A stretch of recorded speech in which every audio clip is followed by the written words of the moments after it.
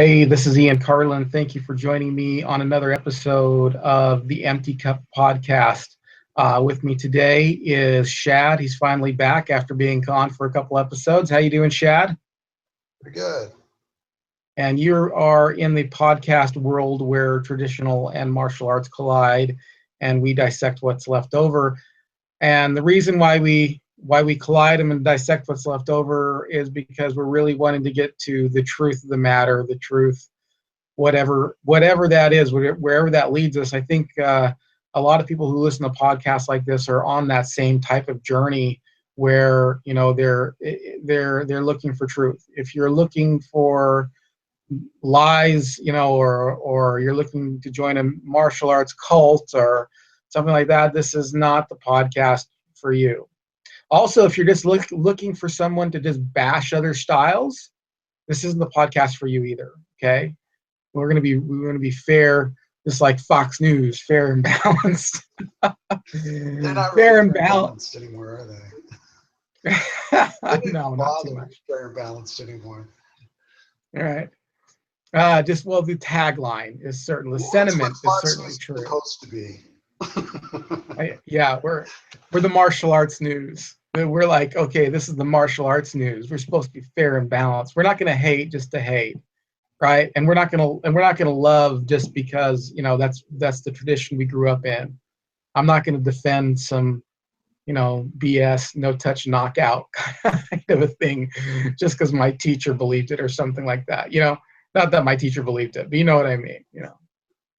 So today we are discussing attributes and kind of what comes first, the chicken or the egg, and attributes, how to develop them. What comes first, the technique or the attribute, and how they work together, and our favorite attributes, how we've developed them in our own personal lives, and why attributes are important and why they're important in conjunction with techniques.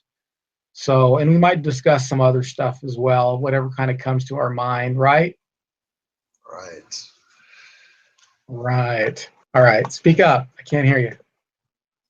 So, what did you have in mind when it comes to attributes? Give me some attributes that you think are important.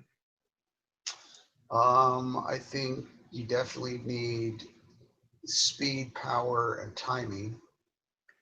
And I think a lot of times martial arts schools overemphasize techniques and then neglect the attributes needed to make the techniques work.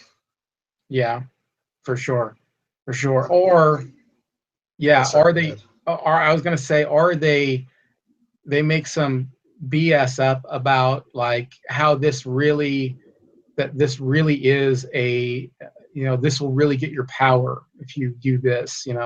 So they'll tell you you're developing attributes, but they won't. And you know what? I've got a story. I really thought that, way back in my white dragon martial arts days, we went to some friends of mine. We went to a video game place, and there's a speed bag that was hanging there, and it was connected to a screen, and you got to punch the speed bag, and like in the video game, there's like a truck coming at you or something like this, and you punch the speed bag, and then as you punch the speed bag, like the harder you hit it, it registered how hard it was, and the truck got beat up and stopped, and there was a motorcycle, and there was somebody coming up, and it was kind of like one of those interactive, like one of the very first interactive games. This is back in the like 90s, like 94 or something like that, maybe 93. And me, I was there, and there was two other people, and we were all red belts in the White Dragon martial arts system. And I was trying to do my best to do this reverse punch. Like I really thought, okay, if I just line it up and I line this reverse punch up, I am going to, rock this thing. And the truth is we all tried it. None of us did bad. But then this other kid came up, and he just laid into it. I mean, the score got off the charts. You know what I mean? He just cocked his fist back and just boom. laid into it didn't look pretty. Um, and I was just like, well, that can't be right, you know? I mean, in order to get your power, you have to have this perfect straight reverse punch, and that was one of those, mind blowing things that went off in my head. Is like, well, that's just not true. It took me a while to accept, but this guy was just throwing punches, just like throwing like kind of like a cross, like a boxer's kind of a cross. So I was realized that's doing a lot more damage than my reverse punch is doing. Yeah. And I think with not just traditional martial arts schools, I see a lot of in the reality martial arts movement, or if you want to call it that. They'll make claims that you can like learn how to defend yourself in a few hours. And Okay. like I saw some ad, it was some internet ad of making his claim. And the only reason I clicked on it is because it was endorsed by Glenn Beck, which I thought was hilarious. So I clicked on it. And it was Oh Glenn Beck no. talking about how you could learn how to defend your family by just watching this DVD course. And I just remember thinking how stupid it was, because not that the techniques were bad or anything, but the reality Right. is that you can't learn how to defend yourself in 3 hours. I don't care how No. effective the technique is.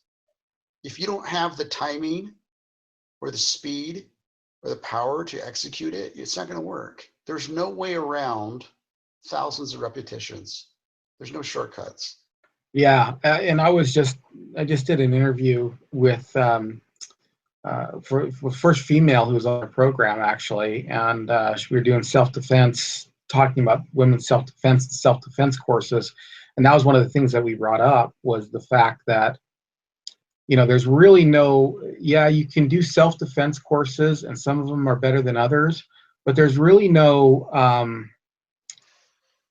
substitute from just going to class and doing it over and over again. I realize not everybody's able to do that, but you certainly have to do more than just 3 hours. 3 hours is nothing. Yeah. Yeah. Hey, People get too caught up in thinking that if they just learn a move, that right. they'll be able to defend themselves. And for the most part, that's just not true. Unless you're fighting somebody who really doesn't know how to fight. Maybe then it works. But Right. you Some know, people, yeah, some people say that about Wing Chun. What do you think about that? Not to go off topic, but let's go off topic. I've heard that about Wing Chun before, that it works great if somebody doesn't know how to fight. If you're fighting somebody who doesn't know how to fight. But if you're fighting a professional fighter, or you're fighting somebody who knows how to fight, then it doesn't work. I've heard that. I heard I that think recently. certain parts of it will work. I don't think like you can pull off a bong sao against a boxer or a lap sao. You could probably get away with a box sao. You'd have to adapt to somebody who's pulling their hands back, because if they pull their hands back, it's really hard to stick. You go do a bong sao and then you reach up to lop, their hand is gone. They're already throwing another punch and hitting you with Right. something else. Right. Yeah. So yeah, Wing Chun could work. You just could still follow the principles, but you would have to throw out some of the techniques. So are principles then synonymous with attributes, or no? No, I think principles are just kind of a roadmap. Hmm. Strategies. It could be strategies, a roadmap of how to make a technique work. But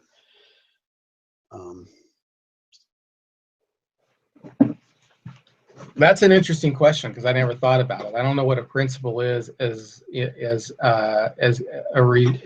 comparison to an attribute. So an attribute would be something like power. We both agreed that power and speed are attributes. But do you think there's a yeah, but go the ahead. principle of let's say centerline. Could you still follow the principle centerline against somebody who's a boxer? Yeah, okay, I see what you're saying. Yeah, You okay, don't have to do so that. You don't have to do the bong sao. That would just get you hurt.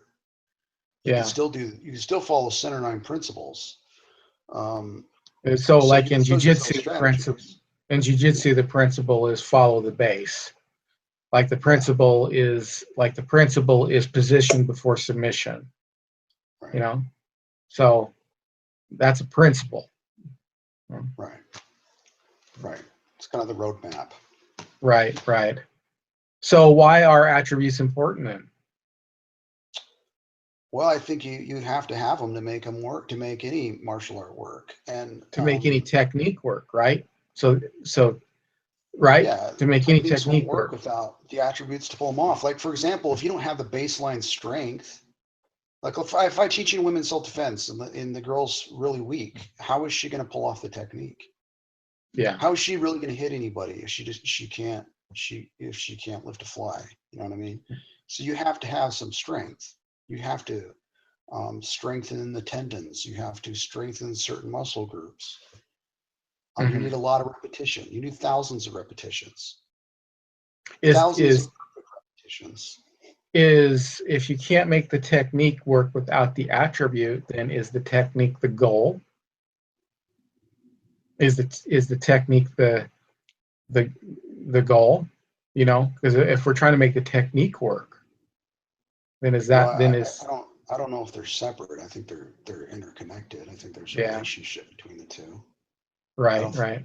I mean, let's just say you try to do the technique without any, practice.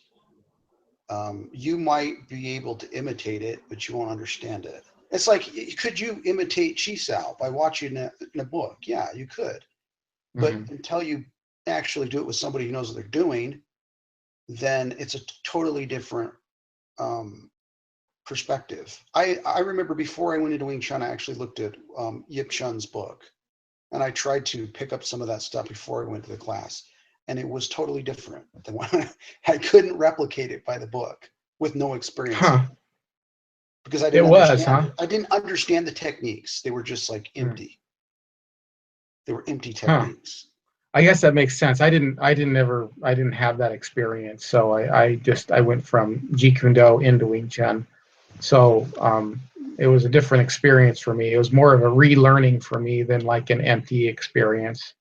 But that makes sense that it would be, because I can imagine a beginner who, like tried to learn Sulam Tao from a book or something like that, then come into class. It would be exactly what you're describing. It's empty. It'd be like, oh, well, you've got the movement, but you don't really understand the movement. You don't really understand why we're doing what we're doing. Right. So that's very important. You know what? I was thinking that the technique and the attribute are avenues toward the goal. Okay, so like I think the goal is something distinguishable. So it would be like the road is the technique, and then your car that you're driving on is the attribute, but your goal is to get somewhere. You didn't just build a road to build the road. You know what I mean? When they build roads, they weren't just like, hey, look, a road. They were like, hey, we need to get places, right? We need a road. Sure. And then they're like, okay, well, you need a car to go on this road, or a chariot or something else. But they both work together to get you to your goal. So, for example, the technique might be punch, okay, and the attribute might be speed and power and timing. But speed and power and timing and a punch are not the goal. The goal is to hit the other person to knock them out. That's the goal, Right. So like when you're thinking about you're on the ground and you're looking for an arm bar or something like that, or a triangle, you have to have, flexibility. You have to have speed. You have to have some amount of power. And you have to have the technique of the arm bar, the actual technique, thumb out, squeeze the legs together. But your goal isn't the arm bar. Your goal is to make them submit or to break their arm. That's the goal. So these things work together in in order to reach your goals. Do you think, though, that some people train attributes to the too much and neglect technique? Yeah, I've seen that, but I don't think that's as common. You'll probably see that, and I recall I went to one martial arts school where they spent most of the time doing aerobics, and then at the very end they started doing the techniques. So they probably overdid that. You definitely need to be in shape, but I could do these aerobic exercises in my house. Right? Right, I don't need to do them, come to the school and do them. I could go to the gym and do these things. right, Um, right. Systema is a perfect example of that for the most part, for most people who teach Systema. It's always principle. It's always, well, not principle, but even attribute. I guess principle to some degree, but it's always just like, there's so much of everything else but not the technique. It's just like, okay, look, I actually want to learn how to throw a person. And in order to throw a person, you have to have certain things.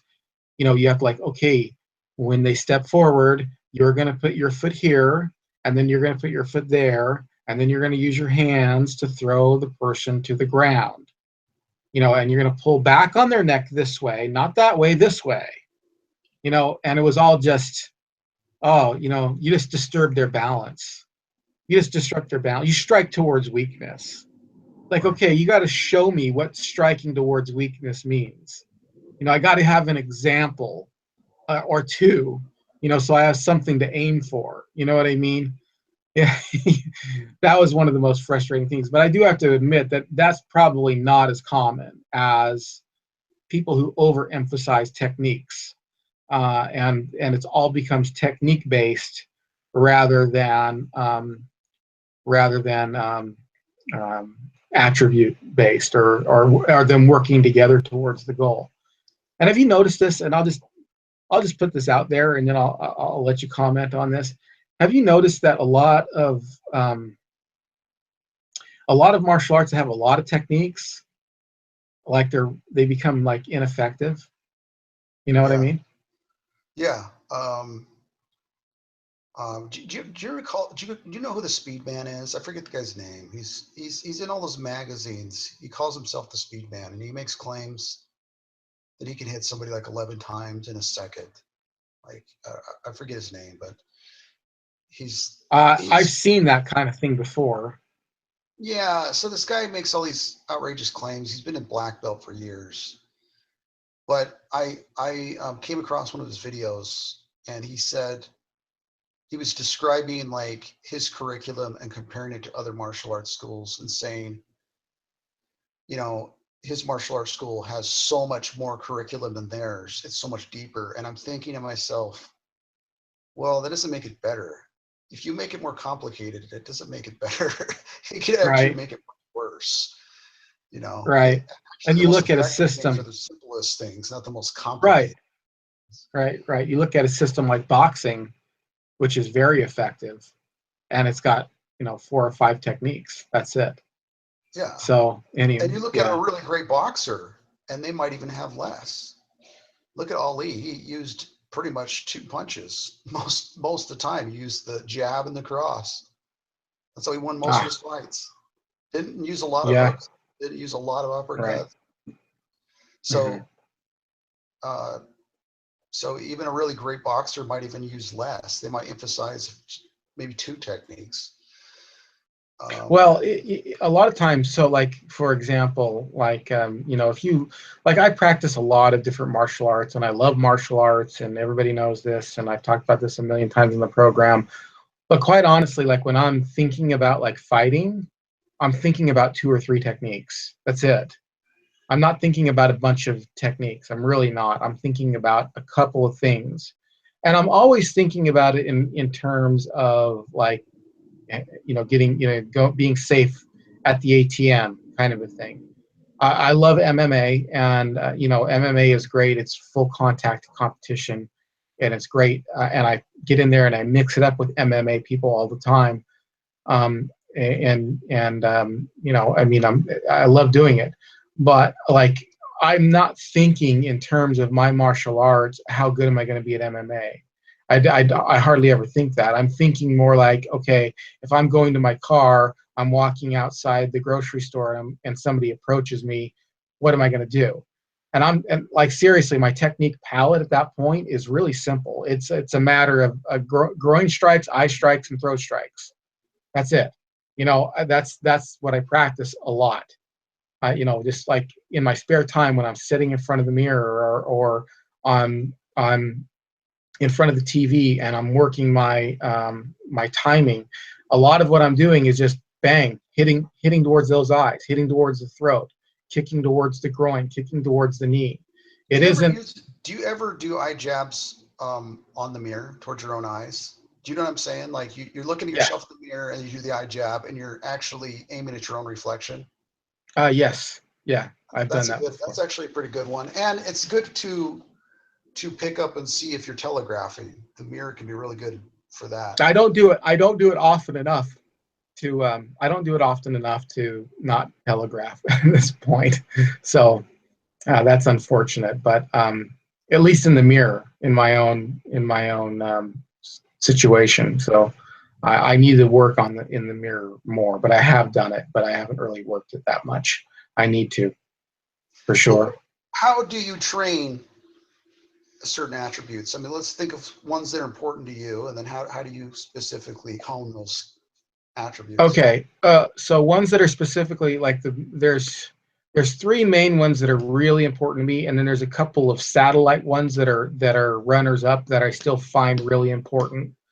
So the three main ones that are important is speed, and power, and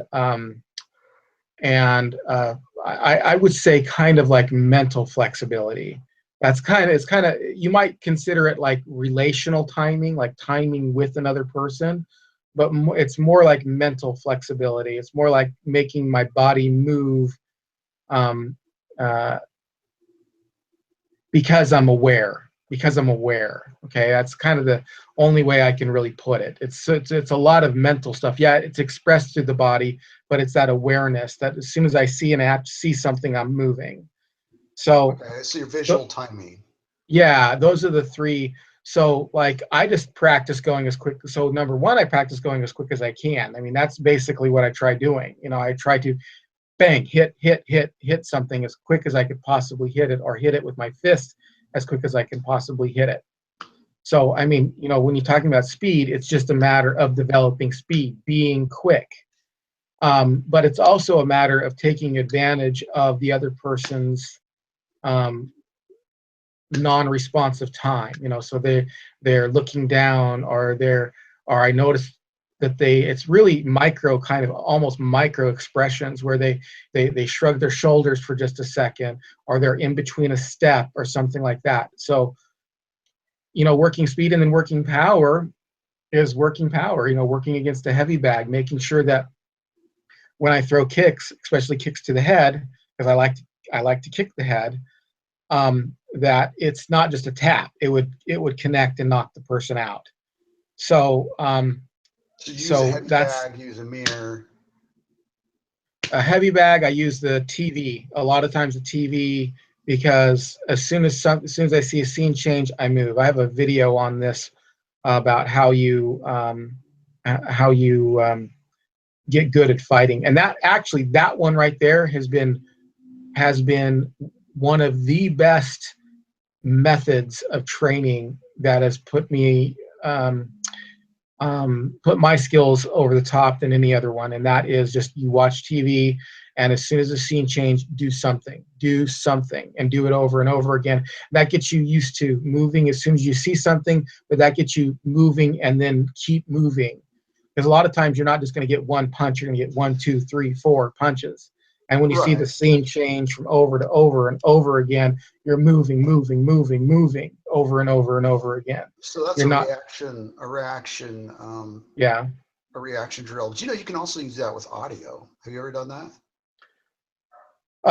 No, not specifically. But there was a drill that I used to use where we would hold a pad up, and we would hit the pad, and as soon as you heard the hit on the pad, you would try to punch the pad. And so that was an audio cue and not a visual cue. So that's about the only thing that I've come close to. What are you talking about?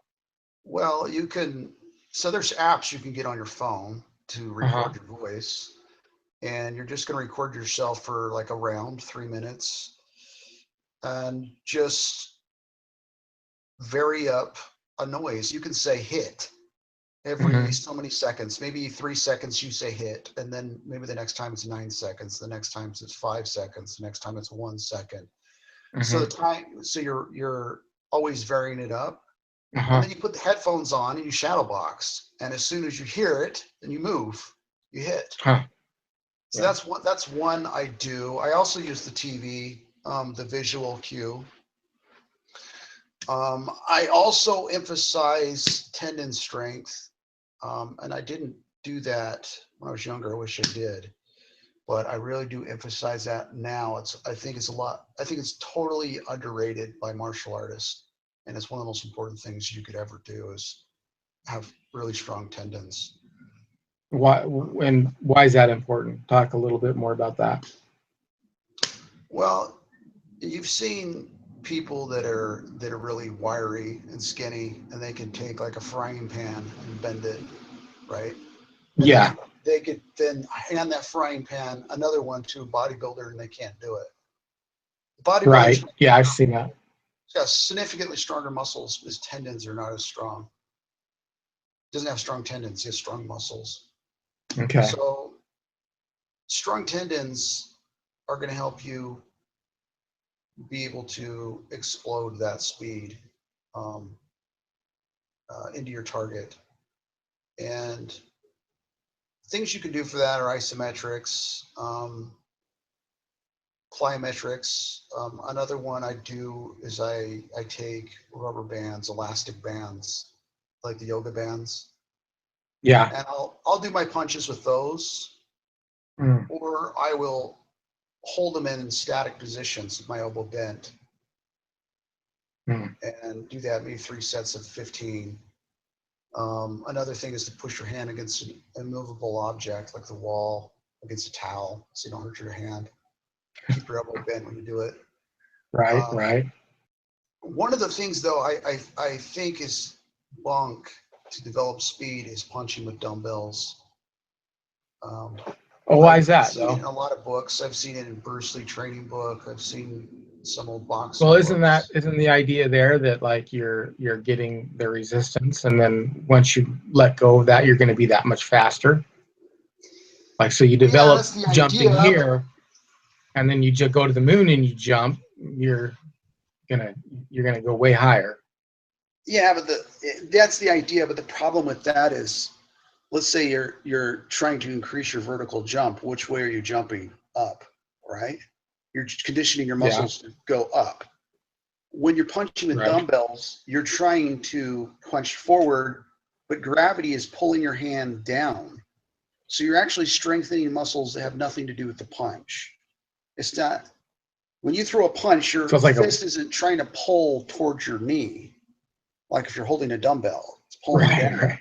Yeah, right. It makes more sense to take an elastic rubber band and punch straight with that, because that's the direction and the strength you need going that direction. Another thing is you got to recruit. You got to be able to condition your body to recruit muscle fibers while remaining relaxed. And that's very hard to conceptualize, but it's just a matter of repetition. And one of the things that we learned when we were training with Ron Heiberger was to stay relaxed all the way through the punch. Right. I haven't encountered a lot of martial artists that do that. I usually encounter people that clench at the end, or they clench all the way through. They snap at the end, the snapping thing at the end. Snap at the end. Yeah. I do. I don't clench all the way through, but I will occasionally snap at the end. I will occasionally do that. But I do both the punching all the way through and then the snapping at the end are the two. Yeah, but when you're snapping, are you clenching your fist at the end of that snap? A little bit, not terribly, but a little bit. It just directs the pressure of it. It just directs the pressure of it. I've had it work okay. Either one's good. I don't mind. The only one I don't like is the one where you're like you're clenched all the way through, because Right. you're really being counterproductive with your strength. Tension in the correct muscles. But one of the muscles Yeah. that you really have to have tension in is your core muscles. But you don't Right. want a lot of tension in your shoulders and arms when you throw a punch. It's like if you were taking a baseball bat and you're a batter and they're throwing the ball, you are going to use tension in your legs and your core to explode through, but your arms are going to be relaxed, right, as you swing through. Right. What if you squoze the bat as hard as you could and you squoze your biceps as hard as you could? You couldn't hit the ball very hard. So the idea of clinching all the way through just goes against just simple common sense. Yeah. But the way I For think sure. of it is this: if you were to put a grape in your hand, Mm-hmm. okay, you were to throw a punch, I'm not going to break the grape by squeezing it. I'm going to have it about as closed enough to hold to keep the grape in my hand, but not to break it. And what is most important when I make impact is the alignment. So there's exercises for that too. And one of them is to just do push-ups with your hands as close as you can to your side. Mm-hmm. Vertical push-ups. I'm thinking Wing Chun, actually. Mm-hmm. Vertical push-ups. Your hands are in a vertical position. They're as close as they can to your sides, and you do it on a towel. You're not trying to harden the hand. You're not trying to make the hands harder. You're trying to strengthen the tendons and the wrist, Right. and strengthen the alignment so that you can so you can hit something hard without breaking your hand. Right. Your wrist. Right. So what do you think about some of these other attributes that are less practiced, such as the attribute of sensitivity? And I don't know. I don't think you need it. You don't. It's not a necessity for self-defense, but it's definitely it definitely can give you an edge. It'll It's put hard you to over train the. though. I think it'll put you over the top. Like Yeah, I I think really it'll do. help. I think think it'll help. yeah, I think it will. I almost think that I look at some of these, like, and I don't want to take away from their abilities at all. Like some of the fighters at my gym and stuff like that. I'm like, dude, you're phenomenal, you're great, whatever. And like you kick my ass, no problem. But if you just learned Chi Sao, it would be like the little bit that puts you over the edge. Take all that and then add Chi Sao to it. They don't need I it. You're agree. right. They I wouldn't need agree, it. But but this is what I'm talking about. Think about what you're saying. Sensitivity is really important with grappling. It's really yeah, important. You could now, if you have sensitivity and you're a striker, it's going to make you better. However, uh-huh. you don't need it to be a good striker. Like you could be Anderson Silva and have no really good Chi Sao skill and be just fine, knocking guys out Right. with your timing and your speed. Mm-hmm. Sensitivity, though, it doesn't seem to age like speed does and timing. As people get older, their speed, their reaction time gets slower. Their ability to move as quick gets slower. But sensitivity seems to be, just from my experience, it seems you can maintain it. Yeah, it can even Into old increase in age. some, as long as you're mentally aware. It can increase. Yeah, I would say, yeah, with the grappling, that's true. It's very much like Chi Sao. And with this, you're being sensitive to the whole body, and you can kind of read. That's honestly why a lot of times I can go. I'm not a professional fighter or an amateur fighter or a full contact fighter, but I do fairly well when I get into the ring with these people to help them out. And part of it is I can is it's just a matter of sensitivity. It's just a matter of being able to read where things are going. And when you're in a constant state of contact, like you are with Chi Sao or like you are with grappling, that is the name of the game. You have to be sensitive. You have to develop that sensitivity.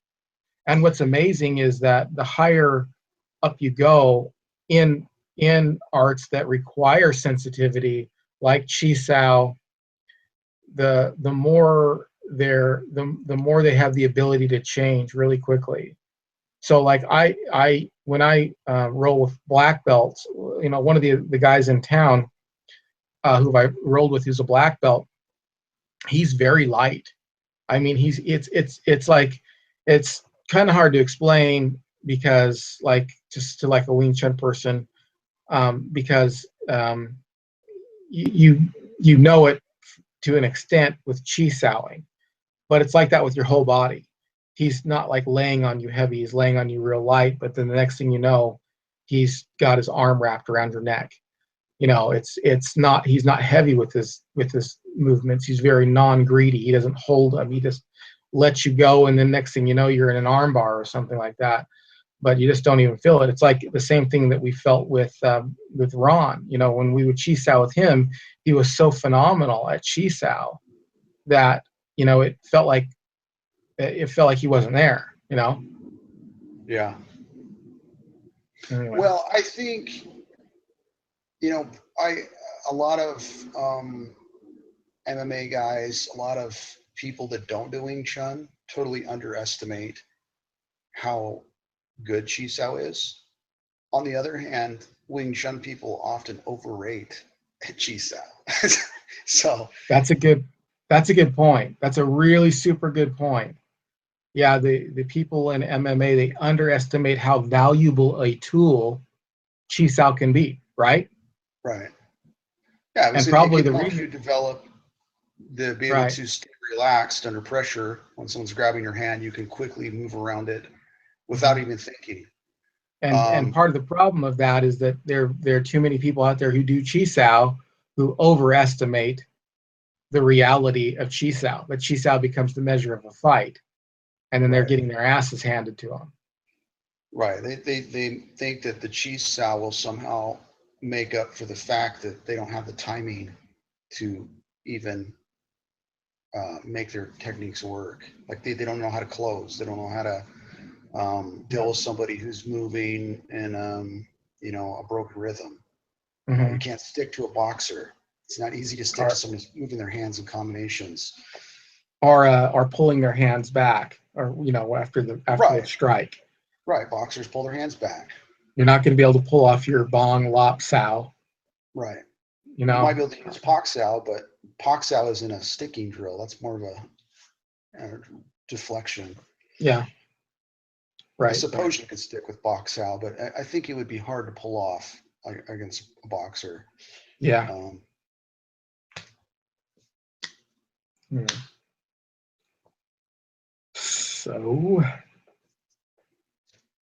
So what comes first then? Did we answer that question?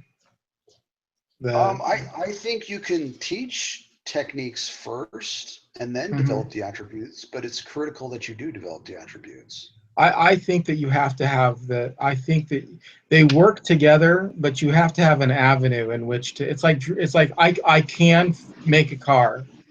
I could, but if there were no roads, what would I do with that car? You know what I mean?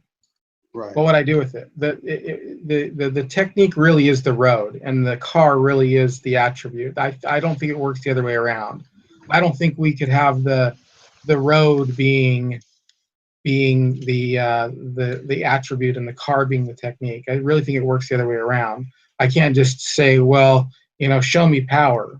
You know, you have to show power through something, through an expression of like punching or kicking, or, you know, show me speed, and you're showing speed through, you know, whatever, you know, punching, kicking, chi sao, whatever. You're showing it through something, you know, flexibility. You're showing flexibility through, you know, getting out of being tied up in a knot when you're on the ground with somebody. You're showing flexibility when your hands are trapped and you don't have any choice but to roll your elbow around in some funky way. So, you know, they have to be expressed through something. and then the ultimate goal is to win the fight in by some measure, by something, either knocking them out or hitting them in the groin or taking an eye or choking them out or whatever it is. Well, you could probably train them together. I mean, you could train a technique and then train the attributes you need to make the technique work. Oh yeah, yeah. I think they have to be trained together in order for it to work. I think they have to be. I think they have to. It's like 1 second behind. It's like 1 second. It's like if I took a pen and I stabbed it through the paper, I'm like, well, which came first, the paper, or the pen or the hole or whatever. They all kind of it's so indistinguishable.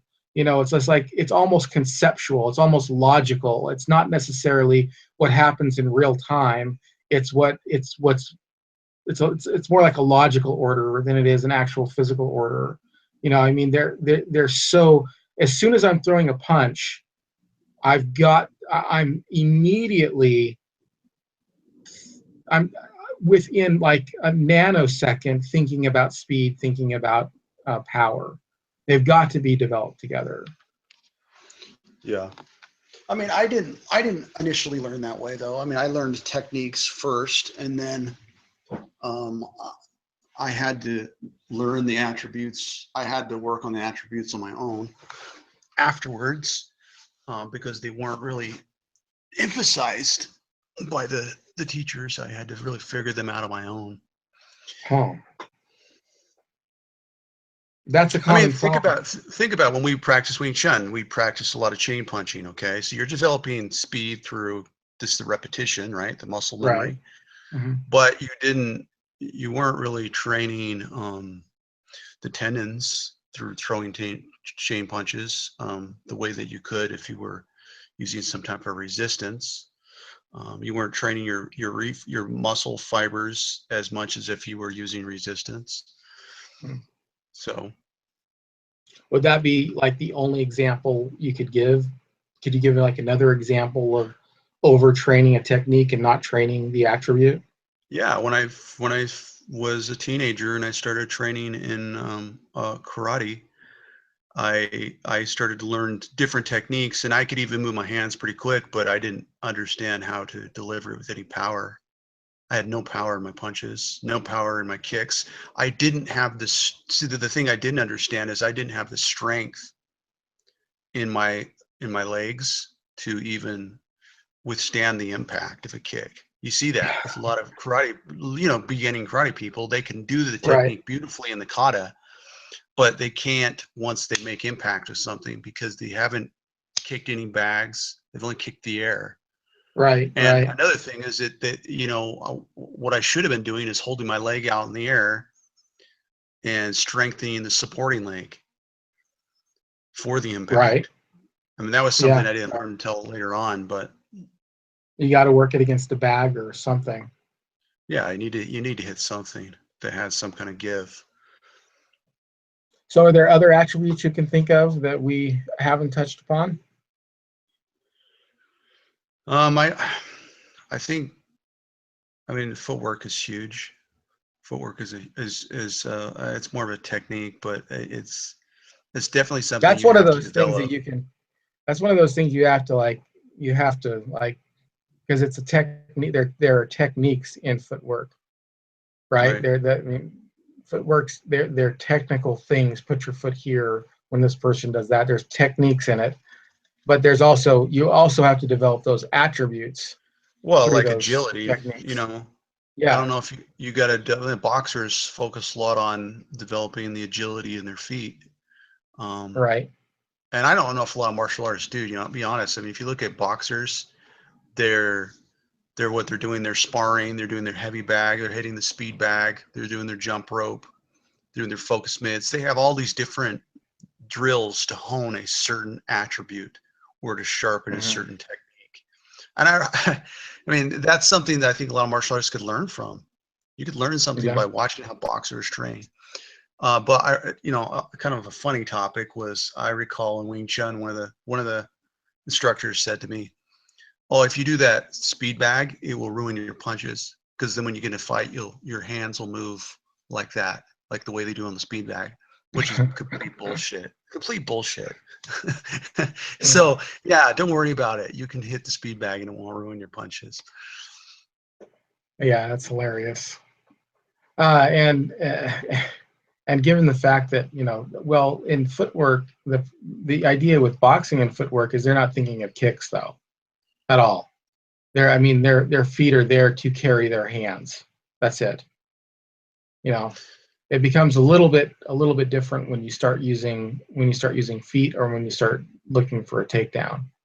Not much. Yeah, I mean, yeah, I know. I'm not. I mean, I agree with you, but I'm just saying, not necessarily the art. I'm not saying that you should practice boxing for martial arts. I'm just saying martial artists could learn a lot from boxers. mhm. I mean, MMA Yeah. people have, period. I mean, whether they train for takedowns and other things, they're looking at boxing. They're not looking at traditional karate to go into Well, a ring. this goes back to the whole problem of what karate has become. And you look at these long stances, and you look at even the short stances. They are not. They come from the kata, and if you look at the kata, those had meaning to them. You know, a lot of the katas that are made now, a lot of people don't even understand that some of them were made. Even the old ones were made only 50 years ago, 60 years ago. You know what I mean? Like 1950s, 1940s, 1930s. If you look at older martial arts, their forms, they don't sit and go from forward stance to back stance.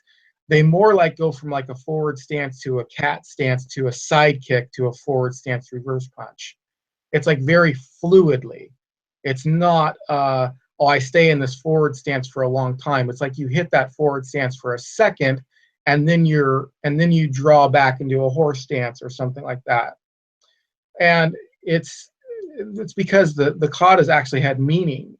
They signified something. You didn't just practice a kata because you wanted to practice the kata. You practiced the kata because they were pieces of fighting. They were a little bit of what this person thought was important to learn in a real fight situation. Right.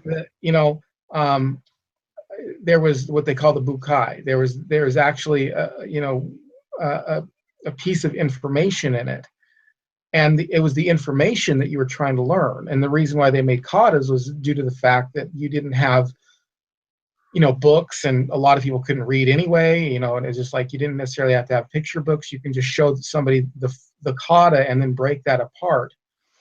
Even in Wing Chun, I mean, the forms are there really as toolboxes to express the art. Yeah. It's not supposed to be sitting there, learning. It's just like the Pak Da drill, where you're doing the Pak Da over and over and over and over again. I'm not going to have somebody come up to me in the same Wing Chun stance and do a Pak Da drill with me in a real fight. But what's going to happen is a piece of that is going to come out. I'm going to be in a fight and someone's going to throw a punch and a piece of that drill is going to come out. And it's the same thing with the form. It's a piece of that form comes out here and there.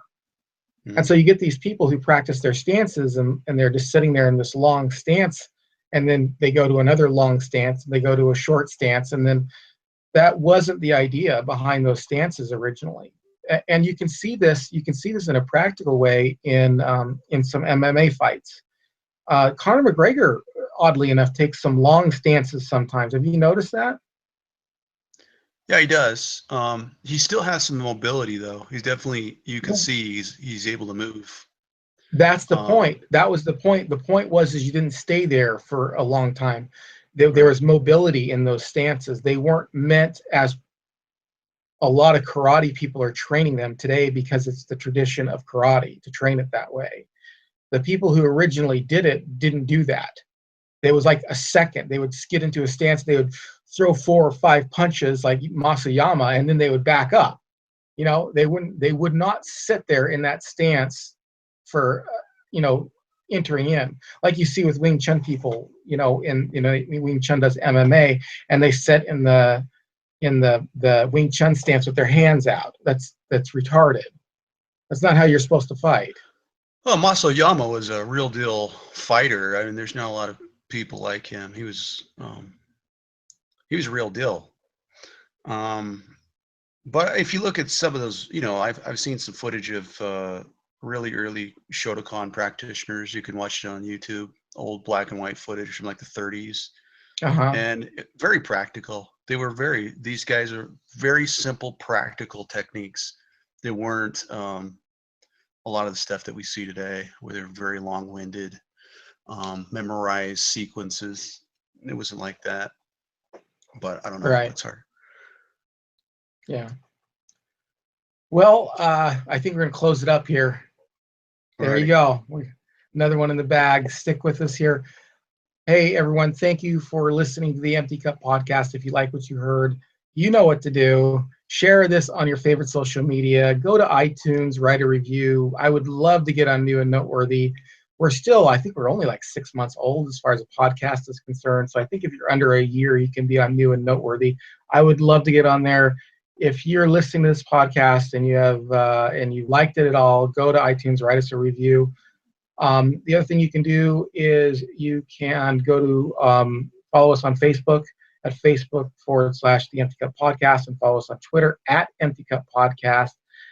And if you're looking for training methods and little vlogs that I do here and there, go to my YouTube page where I talk about some extra stuff that doesn't quite make it onto the program.